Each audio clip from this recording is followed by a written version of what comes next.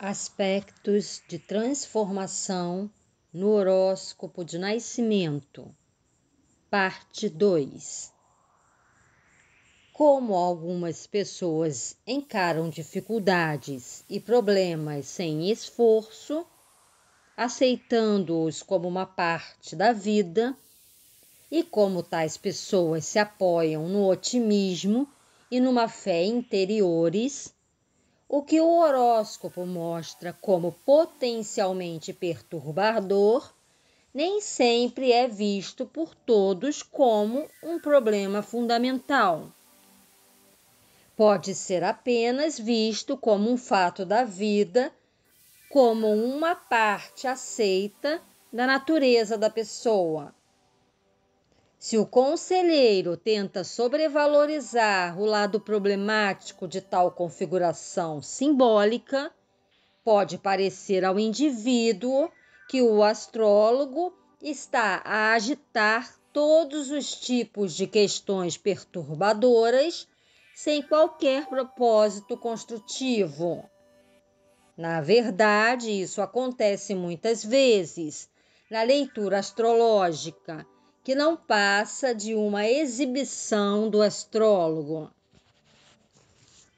Se por um lado o conselheiro vê e explica os aspectos difíceis, como desafios que a pessoa defrontará nesta vida, um indivíduo enérgico de pensamento positivo terá interesse em conhecer esses testes de seu caráter, de sua força e de seu conhecimento.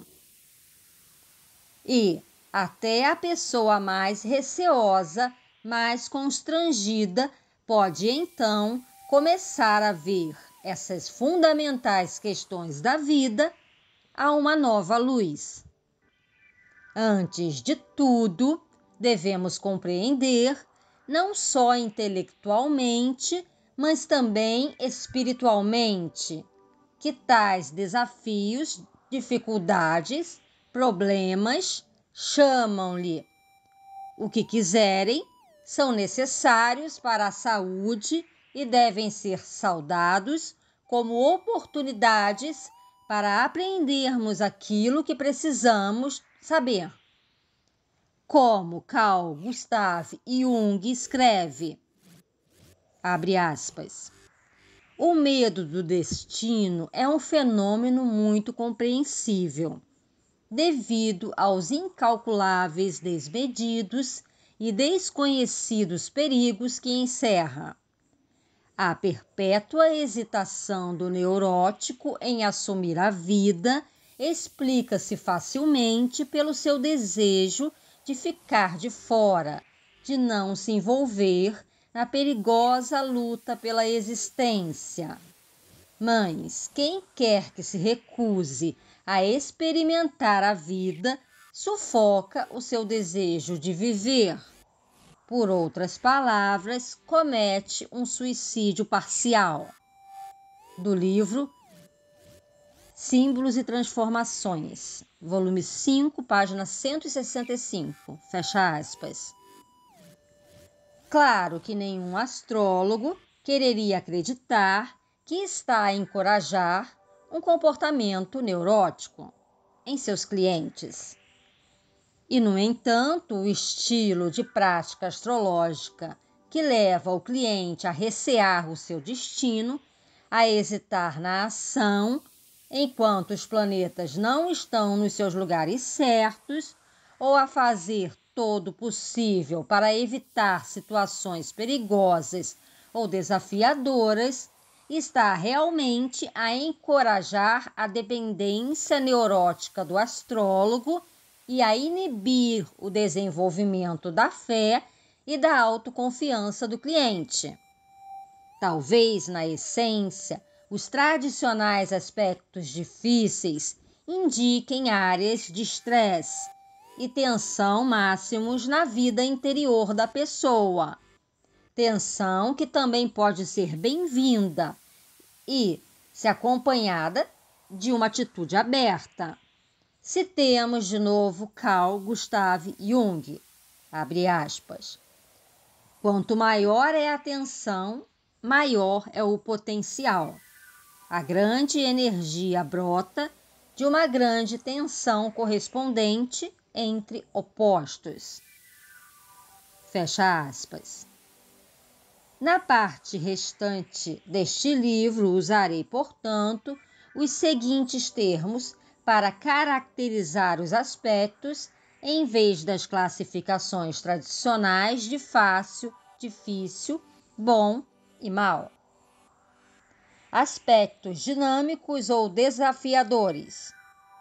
Este termo refere-se àqueles ângulos entre planetas geralmente denominados pressionantes ou desarmônicos, incluindo a quadratura, a oposição, o quincúncio ou inconjunção, algumas das conjunções, consoante os planetas envolvidos, e algumas das semiquadraturas, sesquiquadrados e outros aspectos menores, consoante a harmonia dos elementos e signos envolvidos. Esses ângulos correspondem a experiências da tensão interior e levam, regra geral, a um tipo de ação definida, ou pelo menos ao desenvolvimento de uma maior consciência nas áreas indicadas. Embora o termo desarmônico se aplique a muitos desses aspectos, é muitas vezes equívoco, visto que é possível ao indivíduo desenvolver um modo relativamente harmônico de expressão dessas energias, assumindo responsabilidades, trabalho ou outros desafios capazes de absorver a intensidade total da energia libertada. Aspectos harmônicos ou fluentes.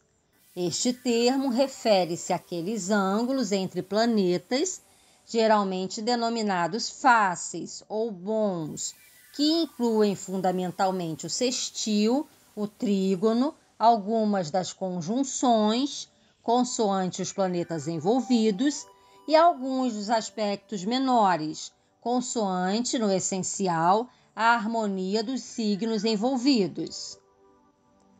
Estes ângulos correspondem aos talentos e capacidades espontâneos e aos modos de expressão e compreensão que o indivíduo é capaz de utilizar e desenvolver com relativa facilidade e consistência.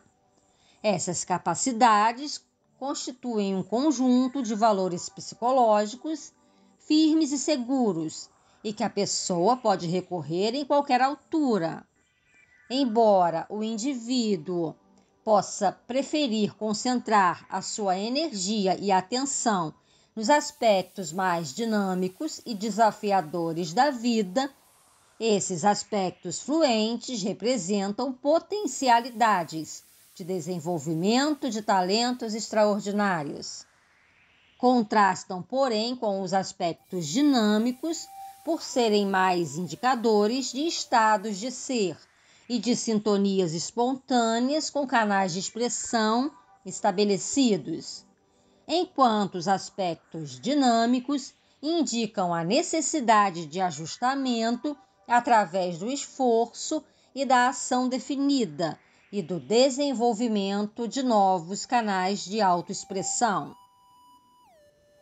Antes de abordarmos em pormenor a questão dos aspectos, devemos examinar a razão pela qual os ângulos dinâmicos no horóscopo parecem receber mais atenção nos estudos astrológicos do que os aspectos fluentes. Será apenas um caso de pensamento negativo, descobrindo os astrólogos um prazer masoquista ao lidar com o lado mais problemático da vida? Ou haverá outra explicação para esse fenômeno?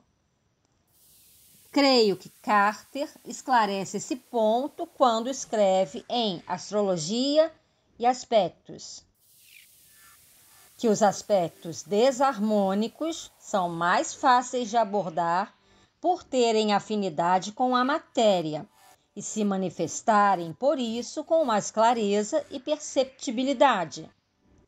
A afirmação de Carter apoia-se no fato de que até há pouco tempo a escola de astrologia, conhecida por cosmobiologia, ignorava quase totalmente os aspectos harmônicos, preferindo utilizar os dinâmicos no seu trabalho. E qualquer pessoa familiarizada com as teorias e a orientação da maior parte dos cosmobiólogos sabe que eles estão, sobretudo, interessados nos acontecimentos, nas mudanças fundamentais, nos traumas evidentes e, em geral, nos fatos do mundo material, mais do que na atitude psicológica do indivíduo perante a experiência ou seu significado espiritual. Eu dou grande valor aos aspectos dinâmicos, não por a minha orientação ser a mesma dos cosmobiólogos, mas porque esses ângulos revelam em que área uma pessoa está a ser desafiada para se ajustar a si própria e para se desenvolver através da experiência concentrada. E, como a maior parte da minha experiência astrológica provém de diálogos interpessoais com clientes, mais do que da investigação pessoal, do estudo ou do trabalho com o meu próprio horóscopo, tenho sido atraído pela análise das potencialidades positivas implícitas nas crises de vida dos meus clientes, quantas vezes simbolizadas pelos aspectos desafiadores. Por isso, nesse capítulo, valorizarei fundamentalmente os aspectos dinâmicos, num esforço para esclarecer a uma luz positiva o que na maior parte dos textos astrológicos é interpretado negativamente, e dedicarei especial atenção aos aspectos que envolvem os planetas transsaturninos, por representarem formas de transformação pessoal particularmente definidas.